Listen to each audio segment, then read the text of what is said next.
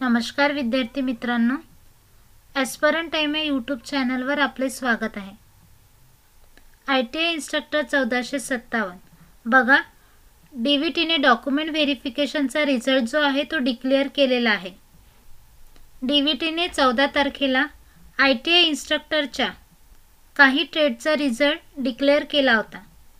जे विद्यार्थी document verification झाल्यानंतर ITI इन्स्ट्रक्टर या पोस्टसाठी एलिजिबल आहेत, अशा विद्यार्थ्यांचा रिझल्ट DVTने डिक्लेअर केलेला आहे।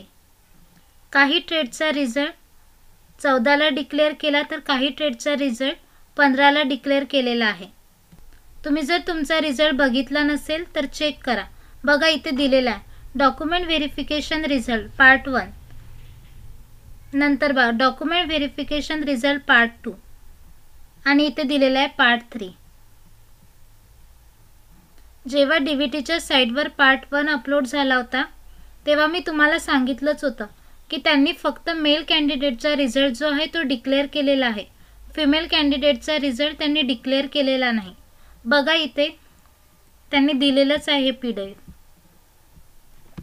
यामध्ये एकही फिमेल कॅन्डिडेट नाही। त्यांनी फिमेल कॅन्डिडेटचा रिझल्ट का डिक्लेअर केलेला नाही तसं त्यांनी इथे दिलेलं आहे। सदर जाहिरातीच्या अनुषंगाने महिला उमेदवारांनी महाराष्ट्र प्रशासकीय न्यायाधिकरण मुंबई येथे मूळ अर्ज क्रमांक दिलेला आहे अनन्य याचिका दाखल केलेली असल्याने महिला उमेदवाराचा निकाल घोषित करण्यात आलेला नाही, तरी संबंधित सर्व उमेदवारांनी याची नोंद घ्यावी। लवकरच फिमेल कॅन्डिडेटचा पण रिझल्ट डिक्लेअर होईल।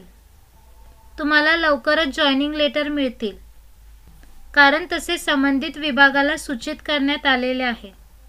बघा, जॉइनिंग लेटर मिळाल्यानंतर 1 महिन्याच्या आत जॉइनिंग करावी लागेल। जॉइनिंग झाल्यानंतर लगेचच तुमची वेटिंग लिस्ट जी आहे ती क्लिअर होईल। त्यामुळे वेटिंगवाल्यांनी आपले डॉक्युमेंट तयार ठेवा। तुम्ही जर या लिस्ट चेक केल्या नसेल तर चेक करा, याची लिंक मी तुम्हाला डिस्क्रिप्शन बॉक्समध्ये दिलेलीच आहे। आणि तुम्हाला जर काही अडचणी येत असतील तर मला कमेंट बॉक्समध्ये नक्की कळवा। तुम्ही जर चॅनलवर नवीन असाल तर अशाच DVTच्या नवीन अपडेट्ससाठी आपल्या चॅनलला सबस्क्राईब करा आणि बेल आयकॉनला क्लिक करा, जेणेकरून असे नवीन अपडेट तुमच्यापर्यंत पोहोचू शकेल। व्हिडिओला लाईक शेअर नक्की करा। धन्यवाद।